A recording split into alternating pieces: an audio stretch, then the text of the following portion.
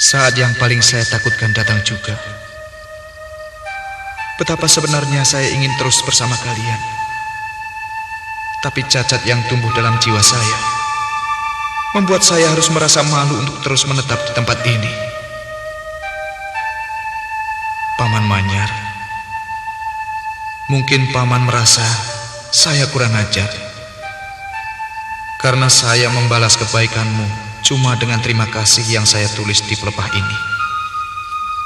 Tapi inilah yang mampu saya lakukan karena saya tidak berani menghadapi rasa malu yang lebih lagi. Kakang Untara, Dewata menyaksikan bagaimana sebenarnya saya mencintaimu. Tapi saya segera sadar bahwanya jiwa dan perasaan saya saja yang wanita. Maafkan apa yang telah saya perbuat tanpa sepengetahuanmu. Dan pada Dinda Risti, saya juga minta maaf. Sekarang Dinda sudah tahu macam apa sebenarnya Wibisana yang malang ini. Saya tahu sebenarnya Dinda mencintai saya, tapi saya tidak bisa. Walau sebenarnya saya harus mengakui Dinda cukup cantik serta halus budi pekerti. Paman Manyar, Kakang Untara, dan juga Dinda Risti, sekali lagi saya mohon, maafkan saya.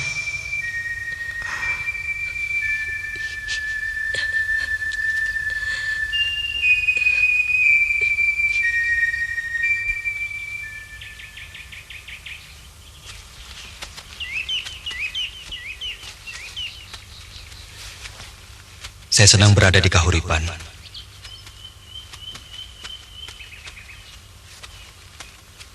Tapi saya harus segera kembali ke Madangkara.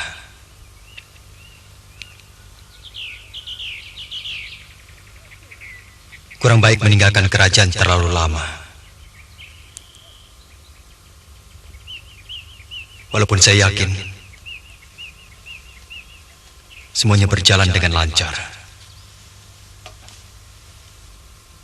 Karena ada Paman Aragani di sana.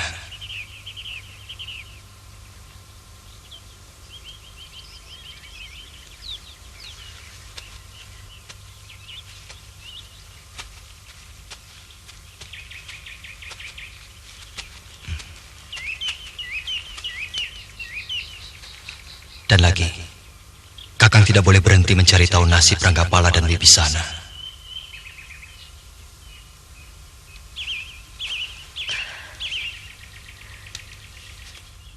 Jangan lama-lama, Kanda. Cepat kembali.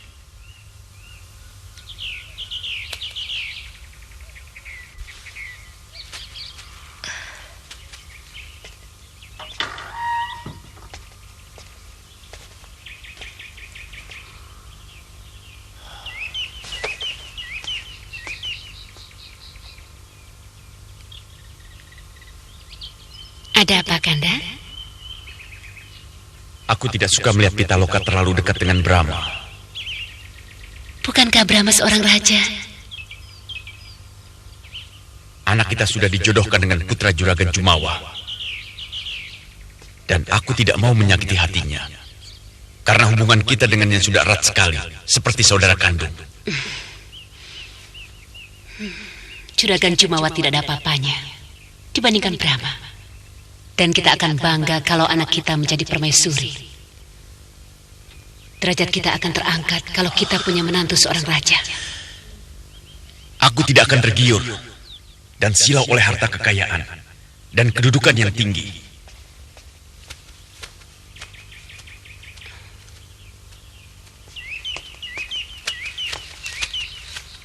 Kanda,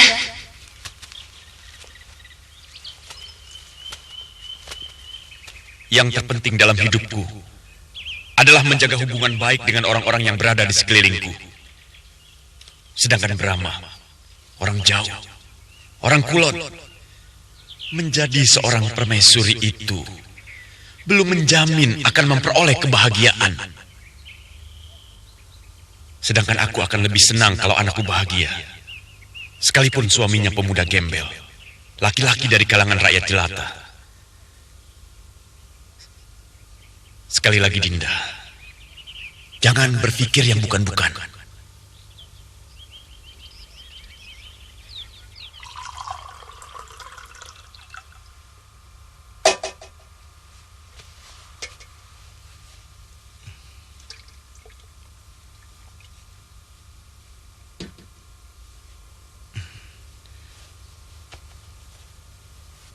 Saya mau mohon diri. Terlalu lama meninggalkan negara akan kurang baik bagi saya. Apalagi musuh dari Eyang Astagina adalah musuh saya juga. Kami mengucapkan terima kasih atas kesediaan Ananda Prabu mengantarkan putri kami. Selamat jalan. Sampaikan salam kami untuk rakyat Madangkara. Terima kasih. Dan sebagai murid Eyang Astagina, saya berjanji akan mencari kedua adik seperguruan saya. Terima kasih atas kesediaan Ananda Prabu ikut membantu mencari anak dan keponakan kami. Meskipun sebagai orang tua, kami pun punya kewajiban untuk mencarinya.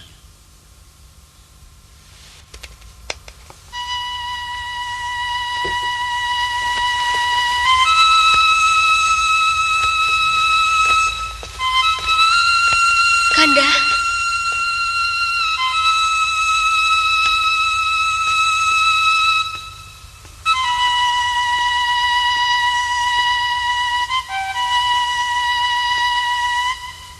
Kanda mohon pamit, Dinda. Jaga dirimu baik-baik. Bila Dewata berkenan, kita pasti akan bertemu kembali.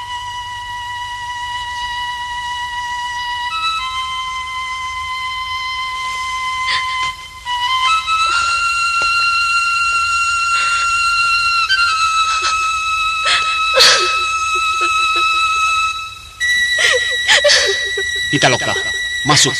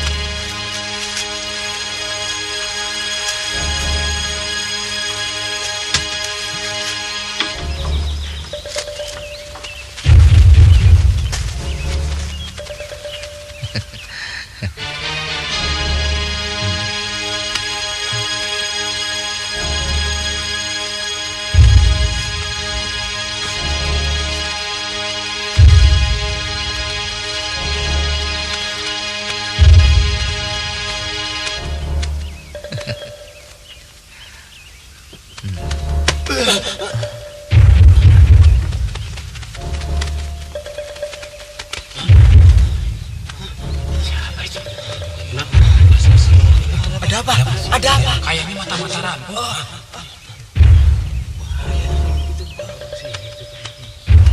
Ada apa, Pak? Pak. Ada apa ini?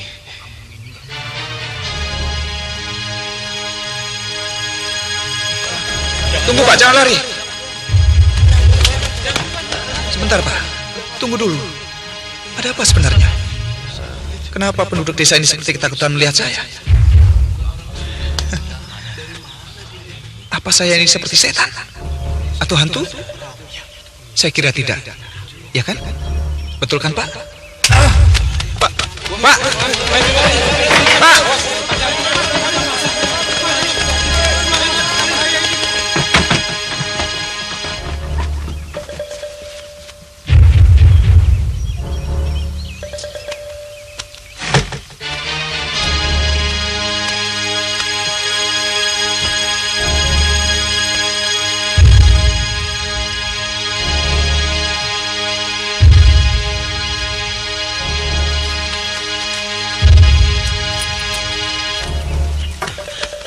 Neng, Paku di mana? Oh, ada Pak di dalam. Iya, terima kasih. Paku, ada orang yang mencurigakan. Dia pura-pura linglung, Paku. Saya yakin dia pasti mata-mata rampok. Tenang. Jangan bingung. Rasanya sudah lebih dari cukup. Kita selalu pasrah pada perampok. Tanpa adanya perlawanan apa-apa. Tanpa adanya keberanian sedikit pun. Kali ini tidak. Kita harus melawan. Kamu setuju? Kalau yang lain setuju, apa boleh buat? Kali ini saya juga setuju. Ayo, kita bunuh mata-matanya. Ayo. Mana dia?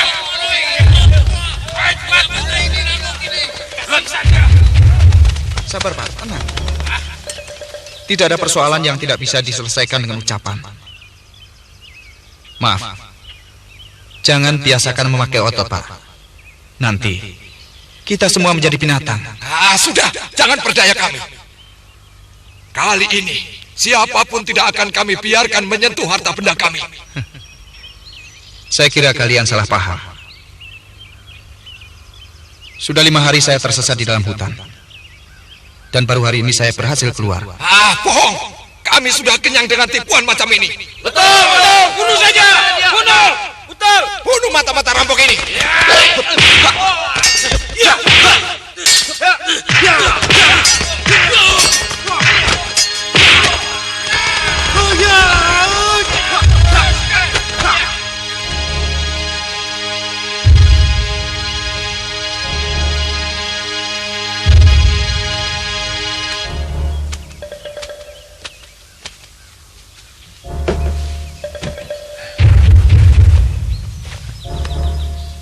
Kalian ini ngawur menuduh orang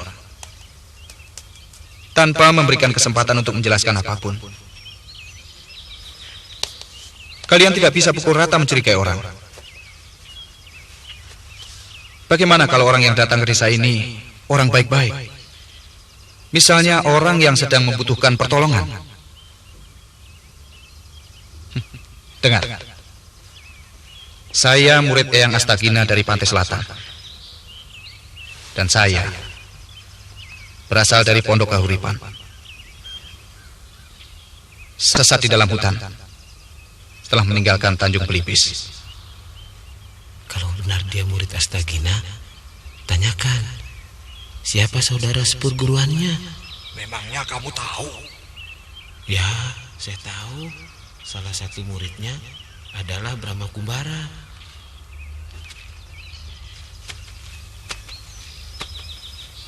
Kalau benar kau muridnya Ki Astagina, coba sebutkan nama muridnya yang lain.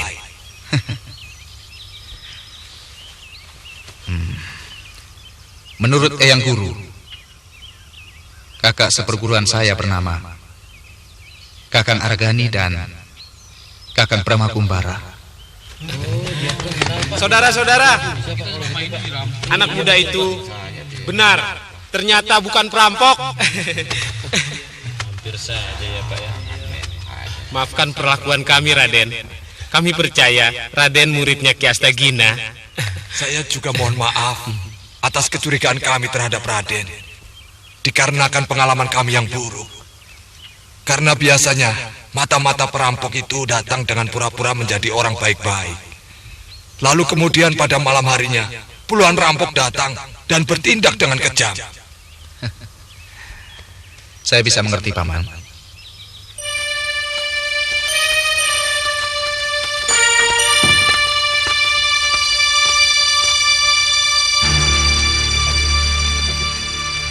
Beberapa kali kami mengirim orang untuk mencari jawara, tapi selalu gagal. Karena kami tidak mampu membayar harga yang diminta. Akibatnya, kami selalu menjadi sasaran perampok yang terus-menerus menguras harta kami. Mengapa Paman tidak menyuruh pemuda di sini untuk berguru? Nah, itulah kesalahan kami. Karena belum ada kebiasaan dari pemuda kampung ini untuk merantau atau berpisah dengan keluarganya. Siapa pemimpin rampok yang sering kemari, Paman? Kalau saya tidak salah dengar, dia menamakan dirinya Jurik Burangrang. Jurik Burangrang. Raden kenal dia? Ya, saya tahu orangnya.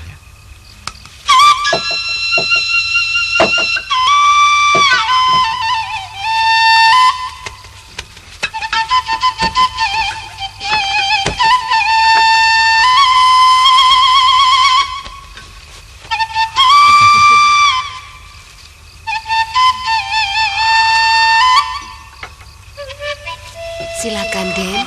Lauknya ambil saja.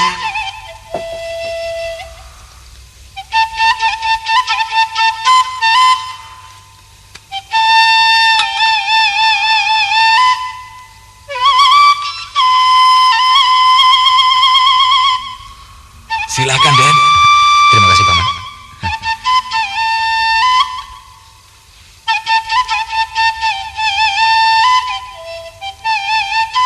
Kalau Paman bersedia,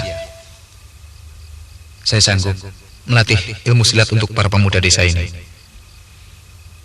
yang barangkali bisa untuk menjaga diri, Paman. Betul, Raden bersedia. Sikap yang paling buruk di dunia ini adalah bersandar pada orang lain, Paman. Misalnya, seperti keamanan yang Paman inginkan. Menurut saya, itu sangat tidak baik jika Paman mengandalkan para jawara bayaran. Lebih baik, usahakan kemampuan sendiri sebisa mungkin, Paman. Para pemuda di sini harus merasa wajib bertanggung jawab atas keamanan dan keselamatan nyawa dan harta benda seluruh penduduk desa ini. Dan itu hanya bisa jika mereka memiliki ilmu bela diri. Saran Raden ada benarnya juga.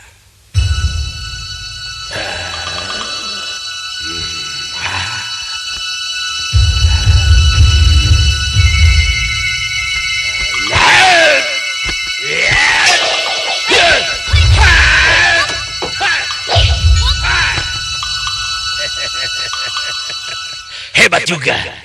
Ternyata kamu mampu menangkis badai duri ciptaanku. Hei anak setan, sini.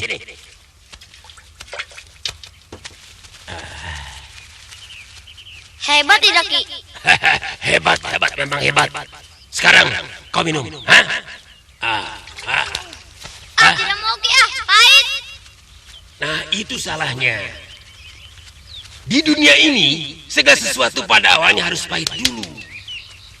Contohnya, seperti kamu belajar silat. Badan pada sakit, letih, lapar, kadang-kadang kakimu kesleo. Tapi beberapa tahun kemudian, kalau tahan uji, kamu tinggal memetik hasilnya. Itu artinya kamu tinggal mendapat manisnya. Kan tidak selamanya begitu, Ki. Ada yang awalnya manis dan akhirnya juga tetap manis. Mau tahu contohnya, Ki? Apa? Tebu, Ki. Sudah, jangan banyak ngomong. Kamu harus minum. Tidak mau, Ki. Ternyata tidak semua anak gampang dijadikan iblis.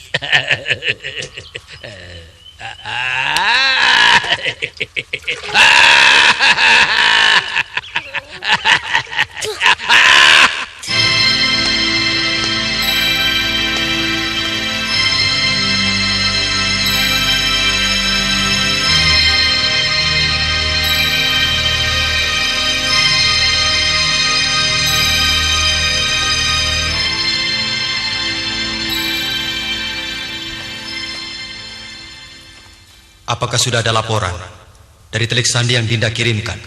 Memang ada latihan gladi juri di sana, Gusti Prabu. Tapi jumlahnya tidak seberapa. Saya mengambil kesimpulan bahwa semua itu mereka lakukan hanya untuk membela kadipaten itu dari serangan perampok. Maaf, Nanda Prabu. Saya kurang setuju. Kalau jumlah sedikit, lalu kita abaikan sebagai mara bahaya. Sudah ada peraturannya bahwa setiap kadipaten tidak diperkenankan mempunyai tentara. Mereka hanya boleh memelihara ronda ataupun memanggil tentara pusat kalau merasa daerahnya terancam oleh rampok misalnya. Memang agak aneh. sebuah kadipaten memiliki tentara. Cuma menurut hamba, keadaan ini belum mencemaskan keamanan Madangkara. Tidak bisa. Sebuah gerakan yang dilakukan secara sadar adalah usaha untuk menguji kita. Apakah kita waspada atau tidak? Adipati Bergawa bukan orang baru. Sejak Madangkara diperintah oleh Prabu Madangkara, ayahnya sudah menjadi adipati. Lalu ketika Madangkara diperintah oleh penjajah Kuntala, dia sudah menduduki kekuasaan. Artinya dia sudah tahu aturan bahwa kadipaten dilarang memiliki bala tentara. Lalu bagaimana baiknya menurut paman? Ampun Ananda Prabu. Sebaiknya kita panggil Adipati Bergawa untuk menghadap kemari. Dan kita tanya, apa maunya dengan pembentukan tentara itu? Itu usul yang baik. Saya serahkan pada Paman Pati dan Senopati Gotawa untuk membuat penilaian. Tapi terus terang, masih ada yang mencemaskan hati saya, Paman.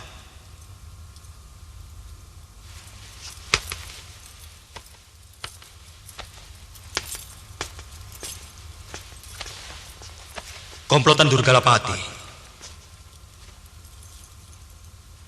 terdiri dari pendekar-pendekar aliran sesat yang sakti mandraguna.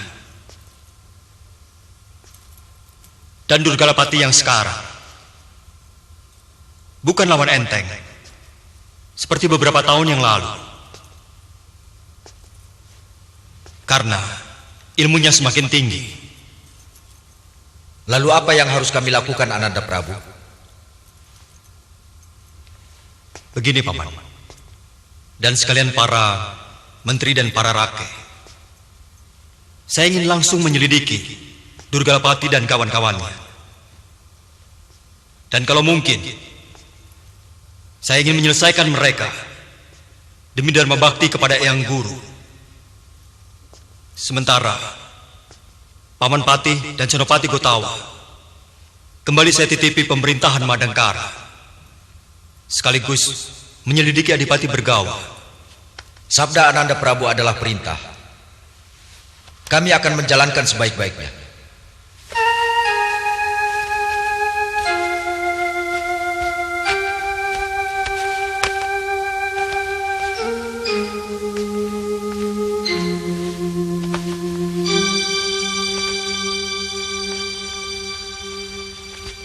Sampai kapanpun kau tidak akan kuizinkan menemui Brahma.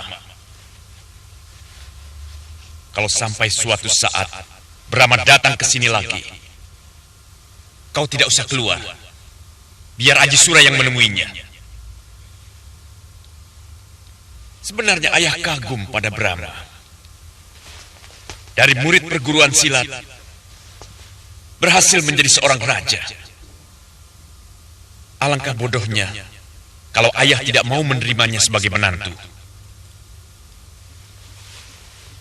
Tapi ini semua ayah lakukan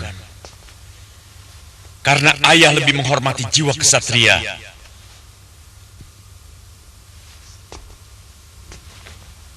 Oleh karena itu, ayah harus memegang teguh setiap janji yang telah diikrarkan.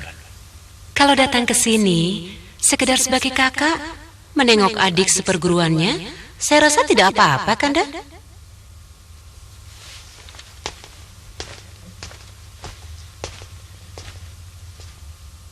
Tidak.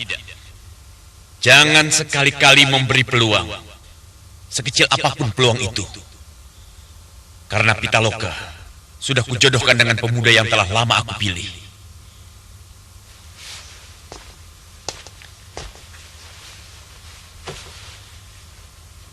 Jangan coba membantah, karena aku tidak mau menjilat ludahku sendiri. Ada yang harus diingat, Kanda. Jangan sampai hanya karena persoalan ini, hubungan dengan Eyang Astagina menjadi tidak enak. Aku sendiri yang akan menghadap beliau, menjelaskan duduk perkaranya. Pitaloka, aku tidak mau dengar kau berbuat macam-macam. Selama aku dan ibumu pergi mencari Wibisana dan Ranggapala, kau akan ditemani oleh Aji Sura.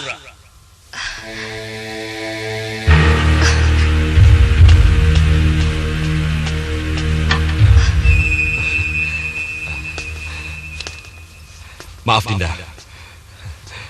saya tidak bermaksud menguping pembicaraan. Tadinya saya mau ke dalam, tapi saya merasa kurang enak. Aji Sura, keselamatan Pitaloka kutitipkan padamu. Maafkan saya Paman, Bibi. Sebenarnya saya tidak pantas menjaga Dinda Pitaloka yang kemampuannya lebih dari saya. Tapi kalau Paman dan Bibi percaya sama saya, maka betapapun beratnya akan saya pikul.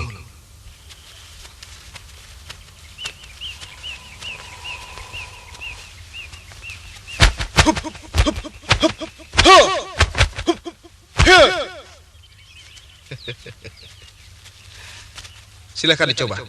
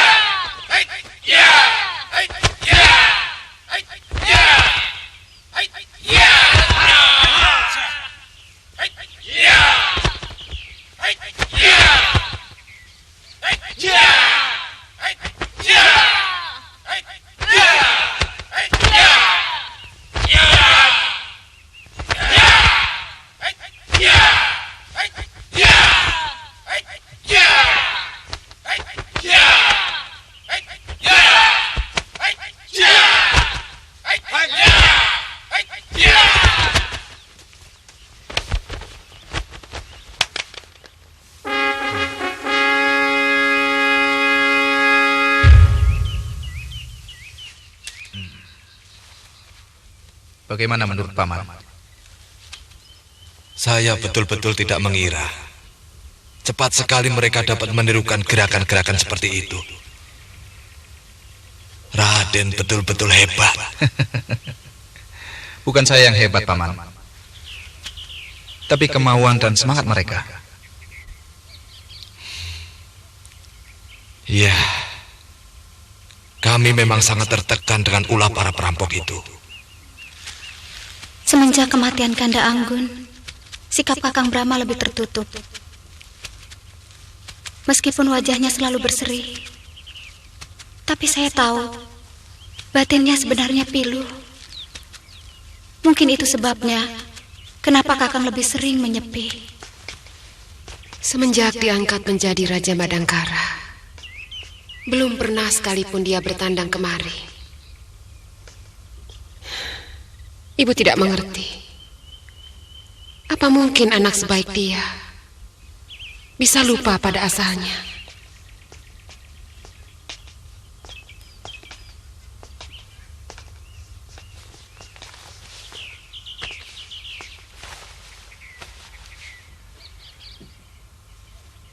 Banyak hal yang jauh lebih penting untuk dipikirkan oleh seorang raja daripada sekedar berkangenan dengan ibunya. Apalagi dia baru saja memegang tampuk pemerintahan. Nanti, kalau segala sesuatu di negerinya sudah beres, Brahma pasti kemari. Memang begitu yang selalu saya minta. Setiap saya memuja dewa, Kanda.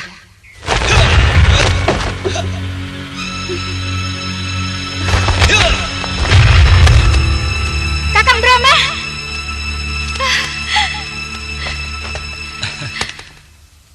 Maaf Dinda, Kakang sengaja menghindari gerbang depan.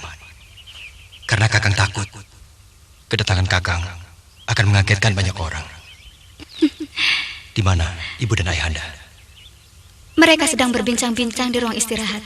Mari Kakang.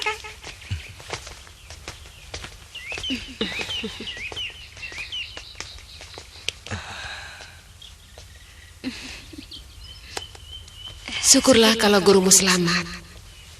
Ibu sendiri tidak pernah tahu kalau Paman Silananda menitipkan putra-putrinya pada Ki Astagina.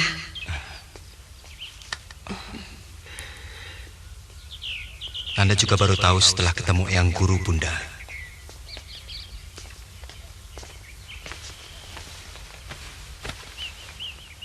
Dinda Diah Pitaloka sudah Nanda antarkan ke Kahuripan.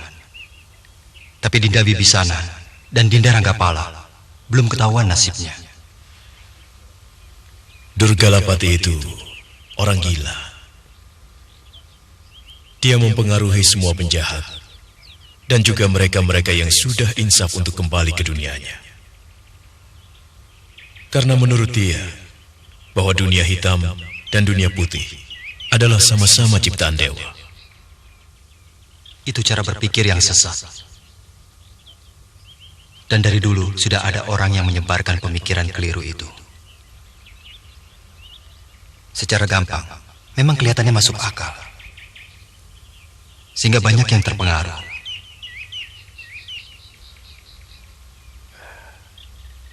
Kalau pendapat Ananda sendiri bagaimana?